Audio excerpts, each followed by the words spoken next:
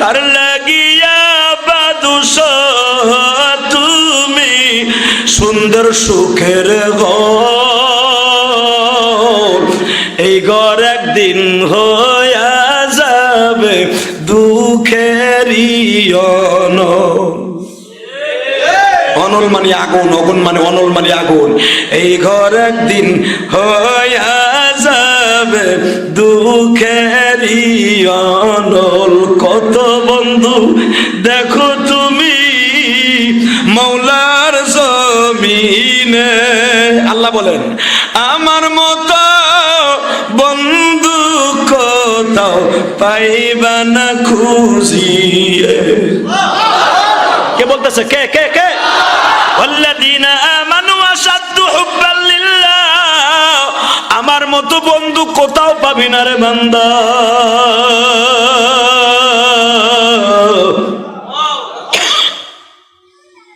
রিক্সা চালক বন্ধু সহজে যাইতে চায় না। ডাক্তার বলে আপনাকে জজ সাহেব ডাকতেছে, চলেন না। না আমি ওনার সামনে যাব না। কেন যাবেন না? আপনারে বারবার ডাকতেছে। বলে এই মুখ দেখাইতে পারুম না, তার মানতে লাগিয়ে যাবে। আরে বলেন কি মানতে লাগবে কেন? বলে আপনি জানেন না। বলে না আপনাকে দেখতে হবে। বাজানদের সামনে যখন লয়ে গেছে এক নজর তাকাইয়া চোখটা বন্ধ করে ফেলছে। রিক্সা চালক বন্ধু মা মায়ার বাপের রক্ত এখনো তার গামছায়। গামছাটা বন্ধুর সামনে তুলে দিয়ে বলে বন্ধু নে,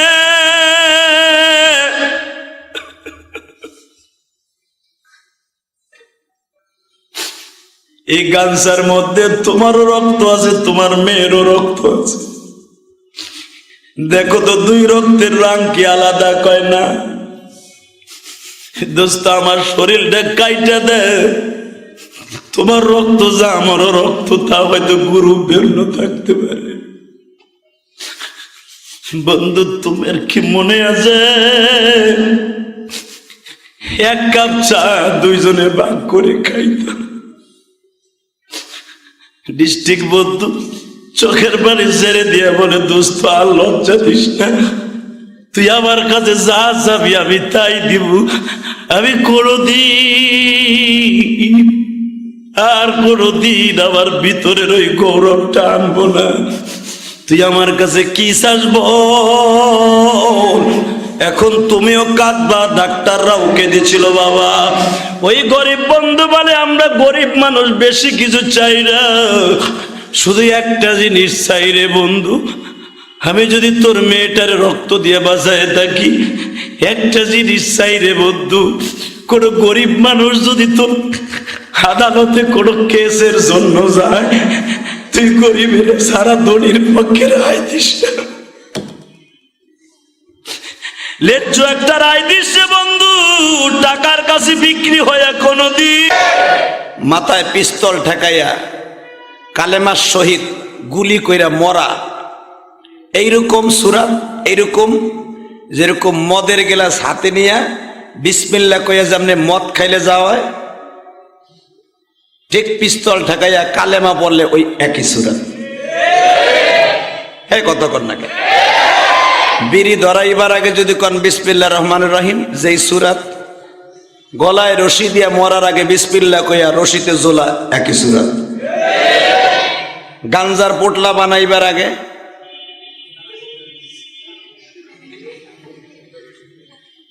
রশিদ বেরিয়ে দেখেন, ওটা মনে মাস্টার ছিল কোনদিন। গাঞ্জার পোটলা বানাইবার আগে বিসমিল্লাহ কইয়া বানাইলে যা, বিষ খায়া মরা একই তাই। কথা কও না কেন?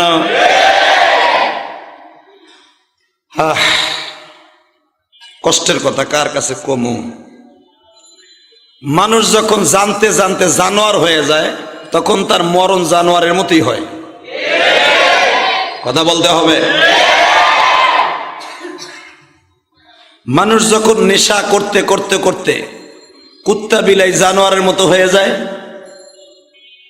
ঠিক তখন মানুষ ওই এহসাস শক্তি থাকে না যে আমি কোথায় যাচ্ছি, আমি যে মরতেছি, মরে গেলে কি সব সমস্যার সমাধান? 60 বছর, 65 বছর, 55 বছর, 58 বছরের জিন্দেগি সুখে থাকেন দুঃখে থাকেন কাটাইছেন তো? দুনিয়ার সুখ উপভোগ করছেন তো? এমন কোন সুখ নাই আপনি করেন নাই। কিছু না করেন, আমার আল্লাহর মাগনা বাতাস তো খাইছেন। আমার আল্লাহ টাউনের ভিতরে আপনি মিরপুরের মতো জায়গা, বনানীর মতো জায়গায় এসির মধ্যে তো ঘুমাইছেন। আপনি তো আল্লাহ আপনার রেল স্টেশনে রাখে নাই। কথা বলেন না কেন? আপনাকে তো কমলাপুর রেল স্টেশনে আল্লাহ রাখে নাই। আপনাকে তো বাবা রাস্তায় ভাঙ্গা থালা হাতে দিয়া ভিক্ষা করায় নাই। কেন আপনি আল্লাহর হুকুমটাকে লঙ্ঘন করলেন? কেন করেন আপনারা? কি কষ্ট আপনার ভিতরে? আপনি যদি কষ্টের কারণেই মাথায় পিস্তল ঠেকায় গুলি করে মারা গেলেন, আপনি ভাবতেছেন সব কষ্ট দূর করে দিয়ে মরতেছেন? না, কষ্ট শুরু। কষ্টের কি ছাতা দেখছেন আপনি? কষ্টের দেখছেনটা কি? যারা আত্মহত্যা করে মরবে, বিশ্ব নবী বলেন চোখটা বন্ধ করে নবী দিব্যাটা কামড়ায় বলেন, কারণ রসুলের এই মাসলাগুলা তো এমনি এমনি আসে নাই দুনিয়ায়। এক সাহাবী এসে বলে, হুজুর খাজরাজ বংশের একটা মেয়ে গলায় রশি দিয়ে মারা গেছে। নবী চোখটা বন্ধ করে বলেন, নাউযুবিল্লাহ নাউযুবিল্লাহ নাউযুবিল্লাহ আস্তাগফিরুল্লাহ লিযামবি ওয়া আতুবু ইলাইহি লা হাওলা ওয়ালা কুওয়াতা ইল্লা বিল্লাহ। এটা নবীর কথা। আল্লাহ আপনি আমাদের সব গুনাহ মাফ করে দেন। ওই মহিলার লেগে দোয়া করেন না কিন্তু নবী বলে দিলেন, যে গলায় রশি দিয়ে মারা গেছে ওর কোনো জানাজা তোমরা করবা না। ওর জানাজা কেউ যাবে না। যদি কেউ যায়, একটা গোলামকে দিয়ে জানাজা করাবা, কোনো উল্লেখযোগ্য সাহাবী তার জানাজা যাবে না। এক সাহাবী বলে, হুজুর এটা তো মানুষেরই কাজ, আল্লাহ তো মানুষ আদর করে বানাইছে। নবী চোখ গরম করে বললেন, হেই লাকাদ কাররামনা বনি আদম লাকাদ খালাকনাল ইনসানা ফি আহসানি তাকওয়িম। আল্লাহ এত সুন্দর করে মানুষ বানাইয়া, এত খাবার দামি দামি জিনিস দিয়ে, এত সুখ ভোগ করাইয়া, ওই মানুষটা কেমনে তার মৃত্যু হাতে তুলে নেয়?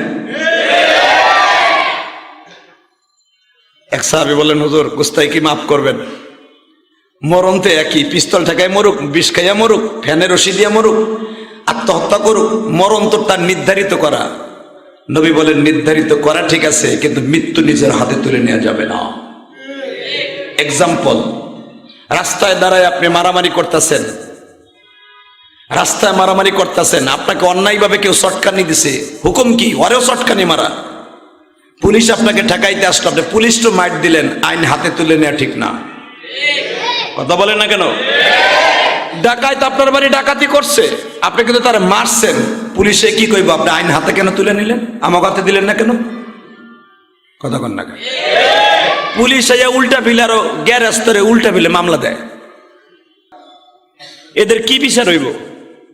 এখন চোখের পানি ছেড়ে দিয়ে তওবা করেন। নবী আমার কি বললেন জানেন? যেই বস্তু দিয়া, যেই ধাতু দিয়া, যেই জিনিস দিয়ে তুমি মরবা, কিয়ামত পর্যন্ত তোমার ওই সাজা হবে। যে মাথায় গুলি পিস্তল ঠেকায় মরবে, সে কিয়ামত পর্যন্ত খালি পিস্তল ঠেকায় মরতেই থাকবে, মরতেই থাকবে, মরতেই থাকবে।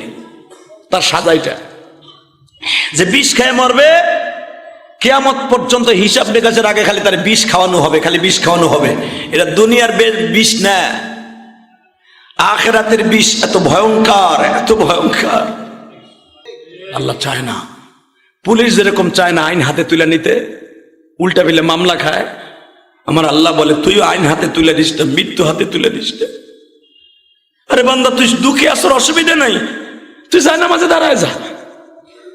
প্রতিদিন সকালবেলা সূর্য উঠে তোরে কি বলে জানেন? 4টা কথা বলে সূর্য। কয়টা? নতুন একটা আলোচনা শুনেন আজকে। সারা জীবন তো খালি সূর্য সূর্য চন্দ্র দেখলেন, সূর্য সকালবেলা উঠে 4টা জিনিসের আভাস দেয়। 4টা। কয়টা? ইয়াউমুল জাদিদ। আমি তোমাকে আজকে নতুন একটা দিন দিলাম। সূর্য সকালে উঠেই কথা বলে, আলহামদুলিল্লাহ বলেন না? ইয়াউমুল জাদিদ। সূর্য বলে প্রথম কথা আরবিতে, আজকে তোমাকে একটা নতুন দিন দিলাম। ইয়াউমুল আমাল। তোমার আজকের দিনটা আমি আমল করার সুযোগ দিলাম। 3 নাম্বার কথা কি বলে জানেন? 3 নাম্বার কথা, তুমি তোমার মালিককে চিনো। যেই মালিকের হুকুমে আমি তোমার আলো দিছি। 4 নাম্বার কথা শুনলে আপনার কলিজার ভিতরে আঘাত লাগবে। আমি জানি আপনি সহ্য করতে পারবেন না। সূর্য কি বলে 4 নাম্বার কথাটা? 4 নাম্বার কথা বলে প্রেজেন্ট করে, আগামীকালকে তোমার সাথে আর আমার দেখা নাও হতে পারে। সূর্য লাস্টের কথাটা কি বললো? তুমি যখন প্রথম মাদ্রাসায় যাও, তোমার মা আর তোমার আব্বা আমার কাছে দোয়া চাইতে গেছিল। আজকে তুমি গতকালকে রাত্রে সব মানুষগুলারে কান্দায় দিলে। তখন আমি মা পেলে বসে চিন্তা করছি, আরে ওর মা যদি আজকে পয়সা থাকতো,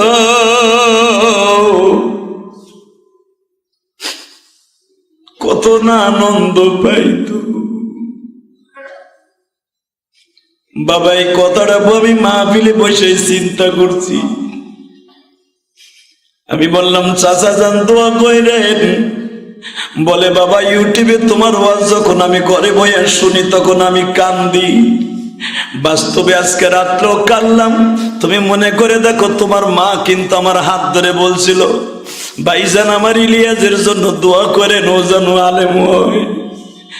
বাজান আমার চাচার কথা শুনে গতকালকে আমি চোখের পানি ধরে রাখতে পারি নাই।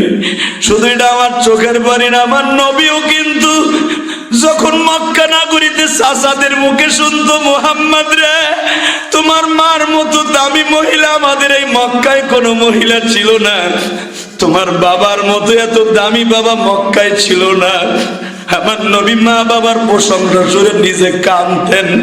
এটা দোষের কিছু নয় গো বাবা, তুমি যদি মা বাবার পাগল হও তুমিও কাঁদবা।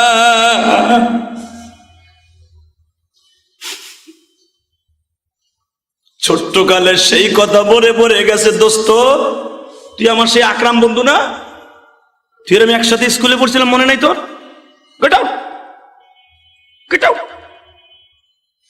রিক্সা চালক বলে, তুই ইংলিশ পারস আমি পারি না, ভুলে গাইতে পারস আমি ভুলি নাই। ওই ইংলিশে মারছে, মাইন্ডে লেগে গেছে, ধাক্কায় খাদাই দিছে। রিক্সা চালক বৃষ্টির মধ্যে, বৃষ্টির পানি মাথায় পড়ছে না, বৃষ্টির পানি চুল বিয়ে বিয়ে নাকের ডগায় পড়ে, রিক্সার প্যাডেল মারে, বুকের কষ্টে জমা হয়ে গেছে। মনকে কোন রকম ভাবে মানাই নিতে পারতেছে না। এই যে রিয়াদের শ্বশুর যে গুলি দিয়ে মারছে, তার মনের মধ্যে টনকে টন কষ্ট ছিল বিদায় গুলি করছে। এই বন্ধু মনকে মানাইতে পারতেছে না। হে মালিক, তুই আমার আনসুস কায়ের বাড়ির সামনে কেন আনসুস? টানবি ওর এইভাবে আমার দেখাই লিখে যে আমার কলম দিয়ে পরীক্ষা দিয়ে আজকে সে আমার কয় গেটাও দিবি ওরে ডিস্ট্রিক্ট জজ বানাইছ, আমার ডিসি বানাইতি। তোমার বিচার এমন গেল, তোমার বিচার এমন গেল। অনেকদিন রিক্সা চালায় নাই, মনের কষ্টে হোটেলে খাইছে আর ঘুমাইছে। হঠাৎ একদিন কয়েক মাস পরেই বাস্তব ঘটনা, আমিও পেপারে পাইছো, হয়তো তোমরাও পাইছো বন্ধুরা, বাস্তব। এই বনানি মেয়ে নিয়ে সকালবেলা যাইতেছে ডিস্ট্রিক্ট বন্ধু ইংলিশ মিডিয়ামে পড়াইতে, কুয়াশার মধ্যে, চরম কুয়াশা, মেয়ে নিয়ে যাইতেছে, সামনে বালিবাহী টিরাকে এমন ভাবে মারছে, পিছনের থেকে বন্ধু মেয়েটাকে দরজা নিজে ছিটতে যাইয়া রাস্তার উপরে পড়ে মাথা ফাইটা মেয়ের হাত ভাঙ্গা রোডে পড়ে রয়েছে, কেউ ধরে না। আল্লাহর কি সারা, ওই বন্ধু রিক্সা লইয়া সারা রাত রিক্সা চালাইয়া সকালবেলা গ্যারেজে যাইতেছে, দেখে কেউ ধরে না, কুয়াশার মধ্যে কাঁপতাছে। একটা থাবা দিয়া বন্ধুর মেয়েটারে বুকে নিছে, চিনে ফেলাইছে বন্ধুটারে, আর একটা টান দিয়া বুকের মধ্যে লইয়া নিজে রিক্সায় উড়াইয়া ওই রক্তমাক অবস্থায় হসপিটালে লয়ে গেছে।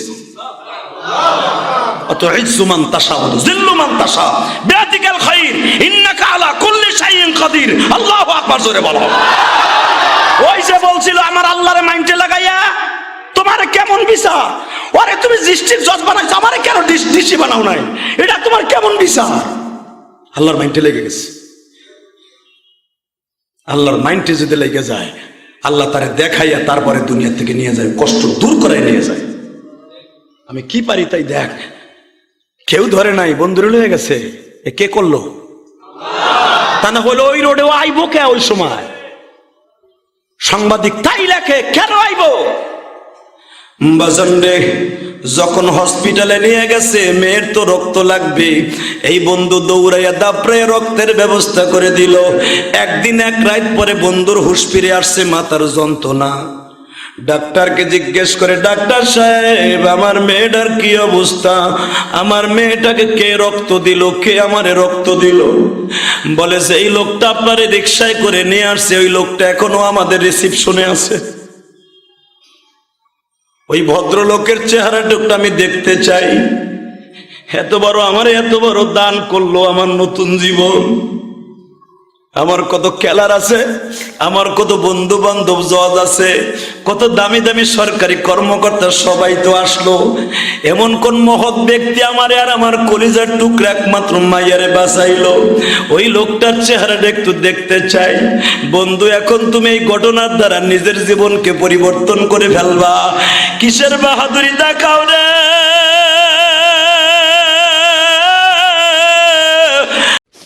বাবা, আমি 12 বছর বয়সে যখন আমার মাকে কবরে শোয়াই গো বাবা, আমার এলাকার মানুষ আমার মায়ের লাশটা দেখাইতে চায় নাই। আমি 12 বছরের বালক যদি মায়ের লাশ দেখতে যাই, আমি হয়তো স্ট্রোক করতে পারি। বাবা, এই জন্য আমার না দেখাই আমার মায়ের লাশটা যখন কবরে রাইখে দেয়। তোমরা ইউটিউবে শুনছো, বারবার আরিফুল বলছে, হুজুর আপনার মায়ের ওয়াজটা করবেন। ওয়াজটা তো রাত্রে নাই বাবা, আনলিমিটেড সময় নাই। শুধু মাগরিবের আগ মুহূর্তে আমার মাওলারে দেখাই দিবা। এই মাগরিবের আগে আসরের নামাজের পরে কে মেম্বার, কে চেয়ারম্যান, কে কোন দল করো আমার দেখার বিষয় নয় গো বাবা। ওই গোপালগঞ্জ টুঙ্গিপাড়ার জমিনে আমার মা দুঃখিনী ঘুমায় আছে। মাত্র কবরের 2টা বাঁশ সরাইয়া যখন আমার মায়ের এই সুরাতে দেখছিলাম, আমার আলেম উলামা ভাইরা, আমি 12 বছরের বালক।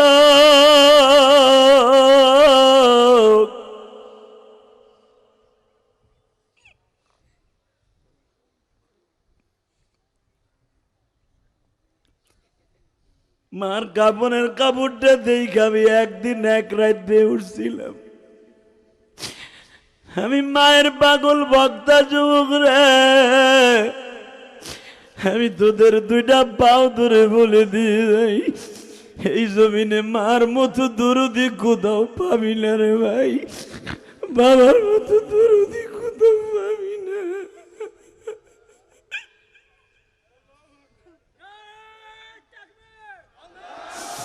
যুবক ভাইরে, শুধু আমার সাথে একটা আওয়াজ দে রে ভাই।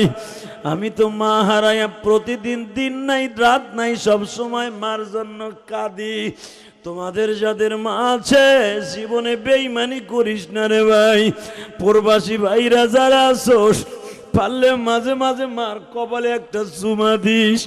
ব্যবসায় যাওয়ার সময় মার কপালে চুমা দিয়া বলিস, মা যে হাদিস সাহেব বলছে তোমার কপালে চুমা দিলে বলে হজের সওয়াব হয়ে যাবে গো মা। বাবার হাত ধরে চুমা দিয়া মাপ চাইয়া লোস, বাবাই যদি তোরে মাফ করে দেয় জান্নাত ওয়াজিব হয়ে যাবে বাবা। ও তালবে আলিম বাবাজিরা, তোমরা যারা হেফজখানায় পড়ো বাবা, আমিও তো তোমাদের মতো ছাত্র ছিলাম। আমি 12 বছর বয়সে মা হারাইয়া যখন আমার বয়স 13.5 বছর, অর্থাৎ মা মরার 1.5 বছর পরে আমার মনে আছে কোরআন শরীফ বুকি লইয়া মা মা বলে কান্দাছি। কোরআন শরীফের পাশেই বাবা কোরআন শরীফকে বুকে রেখে ঘুমায়া গেছি। ঘুমের মধ্যে স্বপ্নে দেখি আমার মা আমার কপালে চুমা দিয়ে বলে, ইলিয়াস রে তুই আর কান্দিস না রে বাবা, তোমার চোখের পানিতে আমার কলিজা ভিজে যায় রে ইলিয়াস, তোর আর কাঁদতে হবে না। আমি মার শরীরটা ভালো হয়ে গেছে, কারণ আমার মা মারা গেছে এইভাবে স্বপ্নে দেখাই নাই, আমি বাড়ির থেকে দেখে গেছি আমার মা অসুস্থ। মা তাই আমার স্বপ্নে বলতেছে, বাবা তুই আর কান্দিস না, তোর কোরআন তেলাওয়াতে আর তোর চোখের পানিতে আমার সব রোগ ভালো হয়ে গেছে বাবা। ঘুম থেকে উঠিয়া দেখি কোরআন শরীফটা আমার বুকে, চোখ বায়া বায়া পানি পড়ে।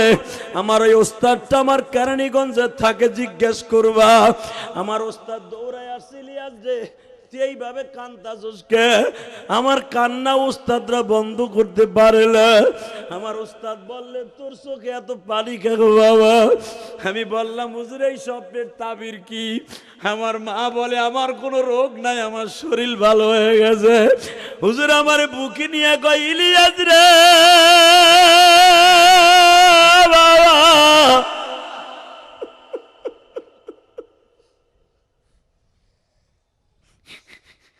তোর মার চাইতে সৌভাগ্যবান আর কি আছে বাবা? তুই যে কোরআন তেলাওয়াত করতে করতে মা মা বলে কাঁদতে কাঁদতে ঘুমায়া গেছ। তোর মা তোর স্বপ্নে দেখাইছে তোর চোখের পারে, তোর মা সহ্য করতে পারে নাই। তোর মা তো আর জানে না তুই কান্দস। তোর মায়ের মালিক আর আমার মালিক জানে। তোর মাকে স্বপ্নের ভিতরে পাঠায় দিছে। যেমনি আমার নবী ফাতেমার ঘরে আসিয়া বলছিল মারে তুই আর কান্দিস না, আগামী পরশুদিন তোর সাথে আমার দেখা হবে মা। কারণ আমার নবী ইন্তেকালের পরে 6 মাসের ভিতরে ফাতেমা একটা রাত্র ঘুমায় নাই রে বাবা, একটা সেকেন্ডের জন্য ফাতেমা ঘুমায় নাই, শুধু বাবা বাবা বলে কাঁদছে। আমার নবী বাধ্য হয়েছে ফাতেমারে মরার 2 দিন আগে বলতে বাধ্য, মা তুই আর কান্দিস না, আমার কবর পানিতে ভরে গেছে রে মা, আগামী 2 দিন পরে তোর সাথে আমার দেখা হয়ে যাবে। বাজান যেই সন্তান মা বাবার পাগল, যদি বাবা মারা যায় তার বাবা স্বপ্নে দেখাবে আরিফুলের বাবা দেখবা দেখাবে যদি ও নেককার হয়। বাবা তুই এমন ওয়াজ দিস ওর মা হারারে আনিয়া হাজার হাজার মানুষের চোখের পানির খাতিরে আমার কবরটা ভালো হয়ে গেছে, ভালো হয়ে গেছে। তাহলে এরকম ওয়াজের দরকার আছে না নাই? ও আমার মা বোনেরা যারা আমার ওয়াজ শুনছেন গো মা, একদিন যেই বাড়ির থেকে রঙিন শাড়ি পরিয়া বাসর ঘরে ঢুকছিলাম মা, সবাই তোমারে দেখতে আসছিল দলে দলে মা, একদিন তুমি সাদা কাপড় পরিয়া বিদায় নিবা গো মা।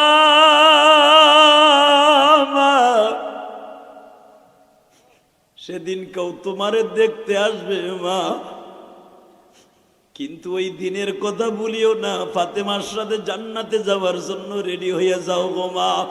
এ যুবক ভাই দেখো তো এই কাপড়ের দৃশ্যটা তোমার মনে পড়ে কিনা? এই যে দেখো এমন একটা 3খানা কাপড় দিয়া তোমার জীবনের শেষ বিদায় দিয়ে দিবে। বাজান এই কাপড়ের মধ্যে তুমিও যাইবা আমিও যাব। শুধু দিলকে বুঝাইয়া বলো দিল রে আমার এত দামি পাঞ্জামি কোনোটা আমার সাথে দিবে না, আমার সাথে শুধু 3খানা কাপড় যাবে। ও মা আপনার সাথে 5খানা এরকম সাদা কাপড় যাবে। ইলিয়াসুর রহমান জেহাদির মা 5খানা কাপড় লইয়া গোপালগঞ্জের জমিনে ঘুমিয়েছে মা।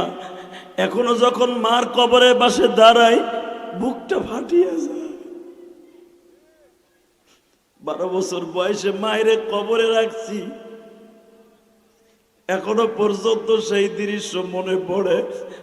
আমার মনে পড়ে সিরাজগঞ্জের রায়গঞ্জের যুবক গুলি আমার মারে যখন এরকম কাফন পরাইয়া কবরে রাইখা দিল গো বাবা, আমি উকি মাইরা দেখতেছিলাম আমার মায়ের কবরের অবস্থা কি।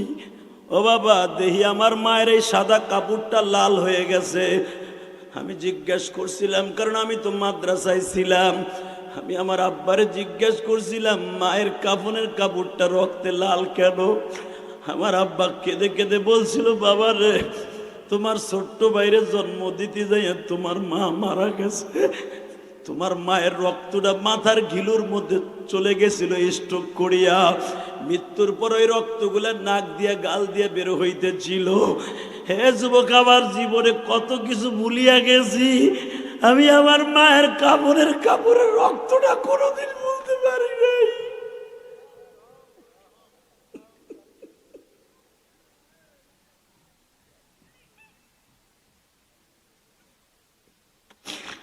এই দুনিয়ায় মার মতো কে আছে গো যুবক?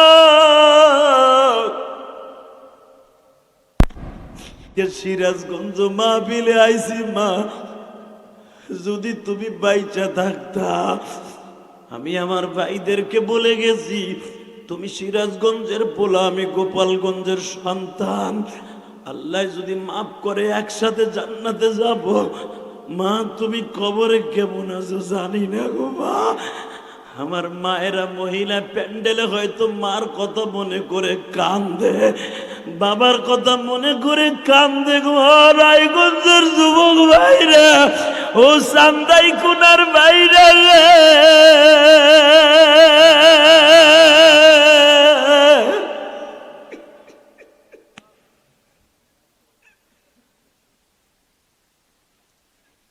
পৃথিবীতে যদি আমার মতো বয়সে মা হারায়া থাকো, তুমি নিজেকে চেক দিয়ে রাখতে পারবা না। গতকালকে মাহফিল করছি বাবা বেলকুচি, তোমাদের সিরাজগঞ্জ, তোমাদের রেজা সাহেব মেয়র সাহেব ছিল, এই মিডিয়ায় তো ওয়াজটা চলে আসছে দেখে নিও। তোমাদের রেজা সাহেব এমন কাঁদা কাঁদছে, আমি জিজ্ঞেস করলাম মানুষকে, উনি এত কাঁদে কে? বলে হুজুর আপনার কথাগুলো তার কলিজায় লেগে গেছে হুজুর, তার বাবা নাই। আমি যখন বললাম আজকে মেয়র রেজা সাহেব বাবার কথা মনে করে কান্দে, শুধু আমি আপনাদের দুটা পাও ধরে বলে যাই, যারা মা বাবার কথা শুনিয়া কানবে বাবা, আপনার সন্তান একদিন ওয়াজে বসে কানবে। আপনার সন্তানের চোখের পানির খাতিরে আপনার কবরটা জান্নাতের টুকরা হয়ে যাবে, জান্নাতের টুকরা হয়ে যাবে, জান্নাতের টুকরা হয়ে যাবে। যুবক এখন তুমি চিল্লাবার কানবা, তুমি কারে প্লেয়ার হিসেবে মানলা? দেখো তোমার নবী কত বড় প্লেয়ার, পৃথিবীর শ্রেষ্ঠ প্লেয়ার। আল্লাহু আকবার জোরে বলো। যুবক ভাই এখন রেডি হ। ফাতেমা যখন বলে বাবা গো তুমি কি পারবা রোকানার সাথে? আবার নবী বলে মা তুই দোয়া কর। দেখেন মহিলাদের দোয়া কত দ্রুত যায় রে যুবক। ফাতেমা ছোট্ট মানুষ, 11 বছরের মাইয়া, নাবালেক মেয়েটা দোজাহানের বাচ্চার মেয়ে। ও বাবা সাইয়্যিদাতুন নিসা আহলিল জান্নাহ, সমস্ত মহিলাদের জান্নাতের সর্দারিনী। আল্লাহু আকবার, আল্লাহু আকবার, আল্লাহু আকবার, আল্লাহু আকবার। ছোট্ট মেয়েটা যায় নামাজটা বিছাইয়া এবার আমার দিকে তাকাও, হাত দুইটা তুলছে, মালিক রে আমার বাবারে তুমি মাইরো না, আমার বাবারে রোকানার হাতে অপমান করো না। আমার বাবা কোনোদিন কারো হাতের এইভাবে মাইর খায় নাই, আমার বাবা কোনোদিন কোনো বেঈমানের হাতে এইভাবে অপমানিত হয় নাই। আমার বাবারে যদি তুমি আজকে মাইর খাওয়াও গো মালিক, আমরা 4টা বোন কার কাছে যাইয়া দাঁড়াবো? তুমি আমি ছোট মানুষের চোখের বাড়িটা বুঝালাও আল্লাহ। বেঈমান গুলারে ধ্বংস করো। এই কথাটা বলতে দেরি আছে বাবা। আমার নবী তো জানে ফাতেমার হাতটা কত দামি হাত, ফাতেমা তো নিজেও জানে না তার হাতটা কত দামি। যেই হাত দিয়া জান্নাতের চাবি তালা খুলবে, এই হাত দুইটা তুলছে নবী তো বুঝে ফেলছে ফাতেমা যদি আর একবার দোয়া করে পুরা মক্কায় আগুন লেগে যাবে, পুরা মক্কায় আগুন লেগে যাবে, পুরা মক্কায় আগুন লেগে যাবে। আমি নবী জানি। আল্লাহু আকবার জোরে বলতে হবে। কচি হাত তো দোয়া কবুল হয়ে যাবে। নবী তাড়াতাড়ি ফাতেমার হাতটা নামাই দিয়া কয় মা তুই যদি আর একবার বরদোয়া দিতি মক্কায় কাবা ঘরের সামনে আগুন লাগতো। তোর হাত দুইটা কত দামি তুই জানোস না রে মা। বাবা জান এখন 2 নয়নের পানি তুমি একটু রেডি করো। ফাতেমা বাবার গলাটা ধরিয়া 2 গালে চুমা দিয়া বলে মালিক রে, ও মালিক আমার হাত যদি এত দাম হয় আমি আমার বাবার 2 গালে হাত দুটো লাগাই দিলাম, আমার এই বাবার চলে জানো কেউ আঘাত করতে না পারে, আমার বাবার গায়ে যেন কেউ আঘাত করতে না পারে।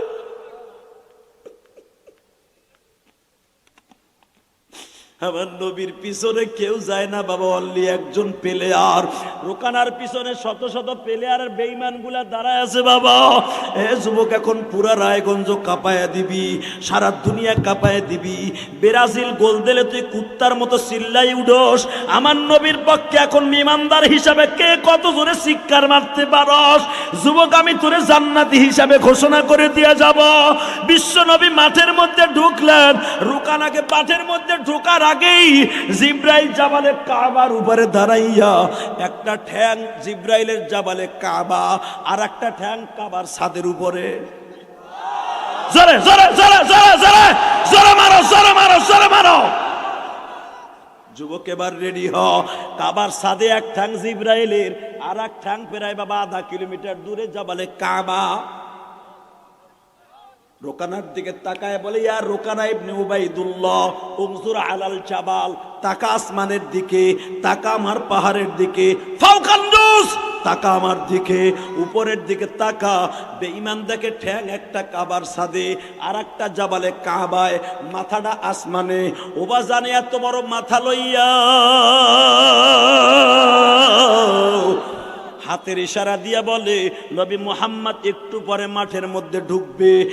তুই যদি হাত দিয়া ধরা তো দূরের কথা, যেই চোখ দিয়া মুহাম্মাদের দিকে খারাপ নজরে তাকাবি, চোখের জায়গায় চোখ থাকবে, পাওয়ার থাকবে না, পাওয়ার থাকবে না, পাওয়ার থাকবে না, পাওয়ার থাকবে না।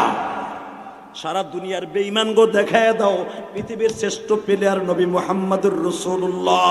এই প্লেয়ারের বিরুদ্ধে তিনি খেলছেন কোরআনের পক্ষে, তিনি খেলছেন আমার আল্লাহর পক্ষে, উনি খেলেছেন মুহাম্মদ সাল্লাল্লাহু আলাইহি ওয়াসাল্লাম মুসলমানের পক্ষে। আজকে মুসলমানের সন্তান ইহুদি নাসারার পক্ষে কাজ করতে পারে না। যদি কখনো দরকার হয় আমার নবীর ইজ্জতকে জমিনে টিকায় রাখতে, কোরআনের ইজ্জতকে জমিনে টিকায় রাখতে জান দিতে হয়, মাল দিতে হয়, যৌবন দিতে হয়, স্ত্রীকে বিধবা করতে হয়, সন্তানকে এতিম করতে হয়। কে কে রাজি আছো? দুহাত তুলে আমার আল্লাহকে দেখায় দাও। পৃথিবীর শ্রেষ্ঠ ইবাদত, শ্রেষ্ঠ প্লেয়ারের শ্রেষ্ঠ ইবাদত, সেটার নাম কি? নামাজ পড়বেন না? কে কে পড়বেন দেখে আল্লাহকে হাত তুলে দেখা তো, কে কে পড়বেন? নারায়ে তাকবীর। নামাও হাত। 2 নম্বরে কাজ করবা বাবা, জীবনে কোনোদিন বিবিরে বেপর্দায় চলাবো না, ইনশাল্লাহ বলেন। 3 নম্বরে কোনোদিন ভাই ভাই যে দল যে করেন না কেন ভাই ভাই মারামারি করবেন না। 4 নম্বরে বাবা যাদের মা দুঃখিনী আছে কোনোদিন চোখ উল্টাইয়া তাকাবা না। ইলিয়াসুর রহমান জেহাদি যখনই গোপালগঞ্জ মাহফিলে যাই গো বাবা, যখনই মসজিদের পাশ দিয়ে বাড়িতে ঢুকি, গাড়িটা যখন মসজিদের কাছে রাখি, কারণ আমার গাড়ি আমার বাড়িতে ঢোকে না, আমার মসজিদ যেখানে আমার মার কবর ওইখানে গাড়িটা রেখে যাই। এখন কানবেন, পৃথিবীর শ্রেষ্ঠ প্লেয়ারের শ্রেষ্ঠ উম্মতের দেখেন কত সুন্দর সিস্টেম রেখে গেছে নবী। গাড়িটা মার কবরের পাশে রাখা, গাড়ির থেকে নামার আগে মার কবর একটা সালাম দেই, মা বাড়িতে আইছি, কবরে কেমন আছো জানি না, আল্লাহ আমার মাকে ভালো রেখো। জীবনে কত হাজার বার কত লক্ষ বার এই কথাটা বলছি বাজার, নিজেও জানি না। গাড়িটা রাইখেই গাড়ির থেকে নামিয়া মার কবরের কাছে সালাম দিয়ে বাড়িতে যাই। আবার যখন গাড়িতে উঠে রওনা দিব মাহফিলের উদ্দেশ্যে, হয়তো 2-1 ঘন্টা বাড়িতে থাকা হয়, মার কবরে বসে দাঁড়ায় আখেরি সালাম দিয়ে বলি, মা হইতে পারে সফরে আসছি, লাশ হয়ে আবার তোমার পাশে আসতে পারি মা।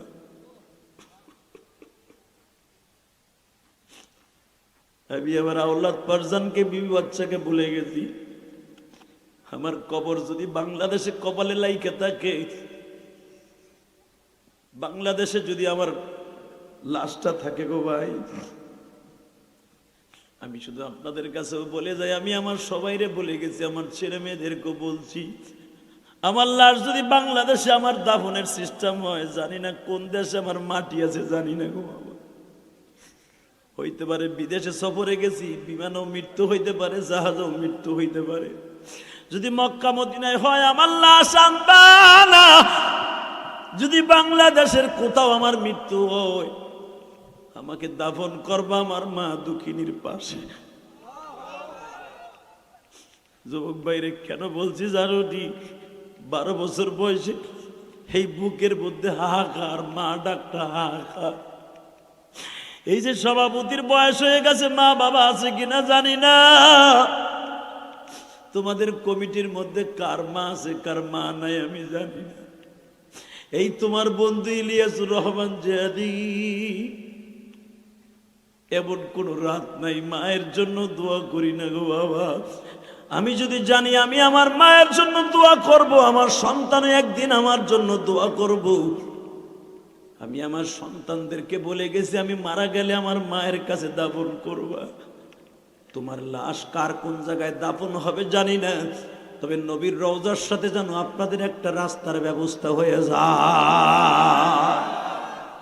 যুবক ভাইরে, শুধু আমার সাথে একটা ওয়াদা দিবা, যতদিন বাঁচবা, যাদের মা বাবা আছে, কোনোদিন মা বাবার দিকে গরম মেজাজে তাকাবা না।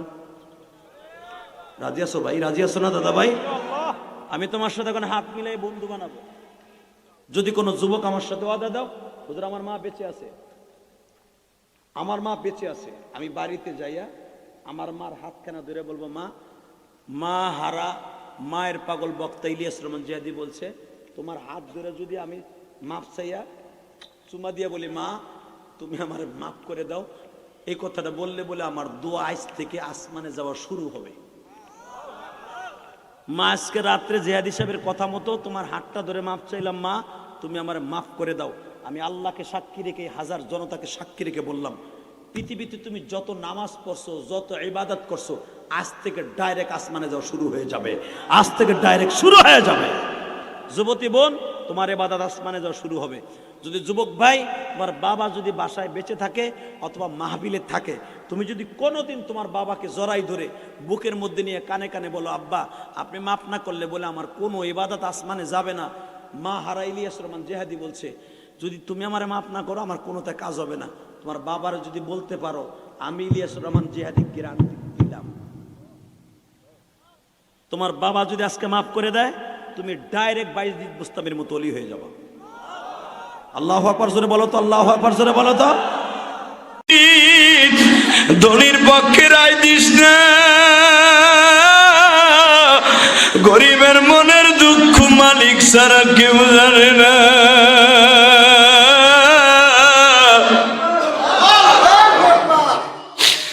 কোনদিন তুই গরিবের বিপক্ষে যাইস না রে দোস্ত। গতকালকে আমি যেখানে মাহফিল করছি বাবা মাদারীপুর শিবচর, একটা ছেলে আমার হাত ধরে বলে, আমি বললাম তোমার কি চাদর নাই? বলে হুজুর আমার আব্বা জেলে মাছ মারে, পদ্মা নদীর ইলিশ মাছ। হুজুর এতদিন হলো মাছ ভালো পায় না, ভালো করে চাউলও আমার বাবা কিনতে পারে না। হুজুর শীতের পোশাক কিনবো কি দিয়া? ও আমার বড় লোক বন্ধুরা, এই যে অমিক্রণ চলতেছে, করোনা চলতেছে, কত বাসায় যায় দেখো তোমার বাড়ির ভাড়াটিয়ার বাসায় চাল নাই, তোমার ভাড়াটিয়ার কাপ নাই, ভালো কোনো ডাল চালও কিনতে পারে না, ঘর ভাড়াটা কোন রকম জোগাড় করে তোমার হাতে তুলে দেয় গো বাবা।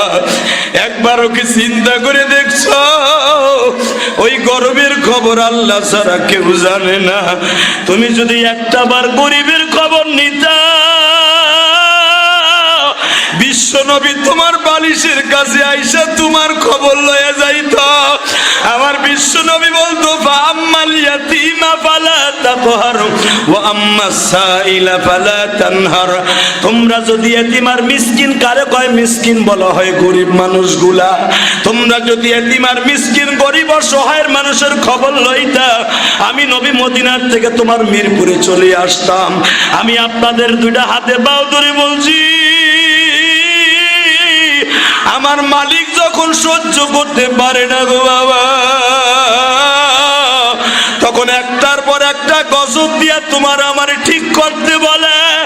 আজকে মসজিদে জুমার নামাজ পড়তে এসে রজবের প্রথম জুমায় আবার আল্লাহরে দেখায়া দাও, মালিক তোমার যারা দুনিয়ার কারো কাছে মানি না।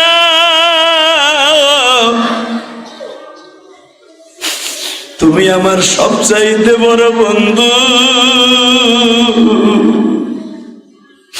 আমার ছেলে মেয়ে বিবি বাচ্চা কেউ আমার বন্ধু না। আমার বন্ধু যদি হইতো, আমার মৃত্যুর পরে আমার বিবি আমারে 2-4-5 ঘন্টা ওই খাটে শোয়া রাখতো। কোটি কোটি টাকা খরচ করিয়া বিল্ডিং করছি, 5টা মিনিটও আমার বিবি ঘরে রাখে না। তাহলে বোঝা গেল দুনিয়ায় কেউ আমার বন্ধু না। বন্ধুকে তুমি চইলে যাবা বন্ধুকার কবরে,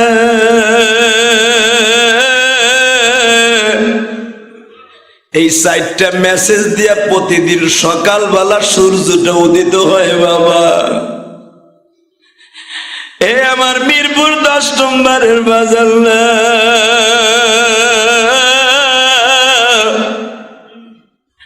সুখে থাকেন দুঃখে থাকেন, চির জাহান্নামের রাস্তা বাইসা নিয়েন না। কত আশা করে মাদের আল্লাহ বানাইয়া, কোনদিন জাহান্নামে ফেলবে না। এখন কানবা, কোনদিন জাহান্নামে ফেলবে না। বান্দার দোষে বান্দা যাবে দোজখে,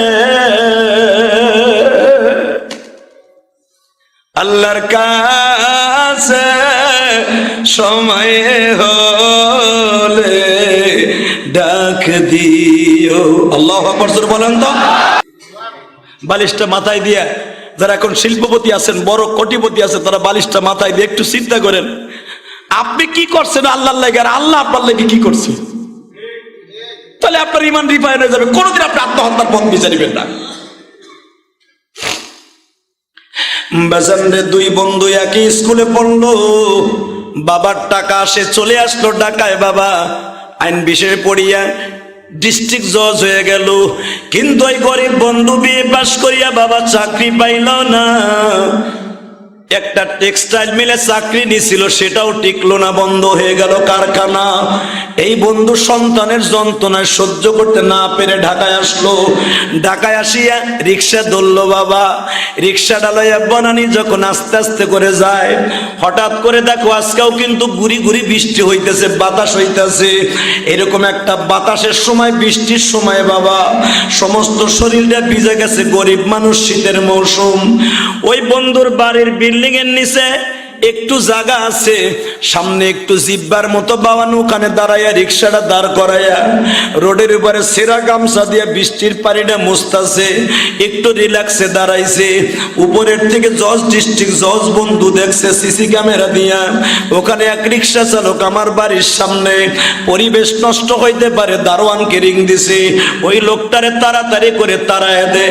যখন দারোয়ান বলছে ভাই তুই সরিয়া যা, আমার উপরের জানোয়ার মালিক দেখে ফেলাইছে, আমিও গরিব মানুষ, তুইও গরিব মানুষ, আমার চাকরি বাঁচাইতে হবে, তুই এখান থেকে ছাড়। ওই রিক্সা চালক বলে, বন্ধু বলতেছে আরে ভাই তুই তারে বলিয়া দিস, আমি কিন্তু রিক্সা চালাই বিদায় অশিক্ষিত না, আল্লাহ আমাকে বিয়ে পাস বানাইছে, কপাল দোষে আজকে রিক্সাটা ধরছি, বিদায় আমারে কুত্তার মতো ব্যবহার করিস না, বৃষ্টিটা চলে গেলে আবার চলে যাবো, বলে এগুলা চলবে না। উপরের থেকে বন্ধু নিচে নাইমে আইছে, বাস্তব ঘটনা বলে দিয়া যায় রে বন্ধু। উপরের থেকে ডিস্ট্রিক্ট জজ বন্ধু নাইমে আইছে, ফ্ল্যাটের থেকে দা দা করে নামিয়া বলে, এই তুই আনে, তুই কে? কিন্তু দোস্ত মনে রাখো, যতই তুমি শিল্পপতি আর কোটিপতি হও, বাল্যকালের স্মৃতি কিন্তু কোনোদিন বলা যায় না। যাদের সাথে তুমি মেট্রিক পরীক্ষা দিছো, যাদের সাথে ক্লাস 7 8 বসিয়া হাডুডু খেলছিলা, এক বন্ধু আর এক বন্ধুরে উপরে ওইটা জাবরা জাবরি করছিলা, যদিও তুমি কোনোদিন তো ওই বন্ধুর সাথে দেখা হয়ে যায়, একই টেবিলে বইয়া কিন্তু ওই স্মৃতির কথা মনে পড়ে যায়। এটা আমার জীবনেও হয়, তোমার জীবনেও হয়। বাজানরে গত পরশুদিন ছিলাম আমার বাড়ির পাশের মাহফিলে, আমার গ্রামের বাড়িতে। ওই মাহফিলে আমার আব্বা, আমার বাপ, চাচা সবাই ছিল। হাজার হাজার মানুষ যখন মাহফিল শেষ করে বাড়িতে গেছি, আমার এক চাচা গতকালকে সকালবেলা আমারে কয়, বাবা তোমার মনে আছে রে, তার থেকে মাথা তুলা, ঠিক না বে ঠিক? এইটাই তো নিয়ম। ও সেজদার ভিতরে উঠতে গেছে, হাত দিয়ে নামায় তারপর আপনি উঠবেন। আর আমার আল্লাহ বলে দিলেন, জিব্রাইল রে নবীর কানে কানে বল, ওরা 2 ভাই যখন পিঠে আছে আরাম করে, ওরা 2 ভাই বসছে, কারণ চৈত্র মাসের রৌদ্রের মধ্যে 1 গ্লাস ঠান্ডা পানি যদি কেউ পায়, রোজাদার ব্যক্তি যদি ইফতারির সময় 1 গ্লাস ঠান্ডা শরবত পায়, যেরকম তৃপ্তি লাগে, 22 দিন পরে নানারে পাইছে। নাতি দুইটার তার চাইতে বেশি বেশি ঠান্ডা লাগতেছে। আল্লাহু আলিমুম বিযাতিস সুদূর, এটা তো নবী অন্তরের খবর জানে না, আমি জানি। পিপাসিত মানুষের মতো নানারে পায়া পিপাসা নিবারণ করতেছি। তুই নবীর কানে কানে বল, নবী মাগরিব পর্যন্ত ঈশা পর্যন্ত যদি ওরা দুই ভাই সেজদার থেকে মাথা না তুলে, আপনি সেজদার থেকে মাথা তুলবেন না। নবী আবার এখন সেজদার ভিতরে কান্দে আর কয়, মালিক রে, গত জুমার বয়ানে আমি বলছিলাম, ও সাহাবীরা, মান আহাব্বাহুমা ফাকাদ আহাব্বানি, যারা আমার হাসান হোসেনকে ভালোবাসবা তারা আমি নবীরে ভালোবাসলা। তবে কি তুমি বুঝায় দিছ নবী শুধু আপনার সাহাবীরা ভালোবাসবে কেন? কারণ আমি আল্লাহ তো আপনার আশিক, আপনি হলেন মাশুক। আমি আল্লাহ আপনারে অনেক ভালোবাসি, আপনি যাদের ভালোবাসেন আমি আল্লাহও তাদের ভালোবাসি। এইটা প্রমাণ করে দিয়া কি হাসান হোসাইনের দিকে নজর দিছ? ঠিক আছে, আমি সেজদার থেকে মাথা তুলবো না। নবীর চোখের পানিতে যায় নামাজ ভেস্তাছে। হাসান উকি মাইরা দেখে নানা কান্দে।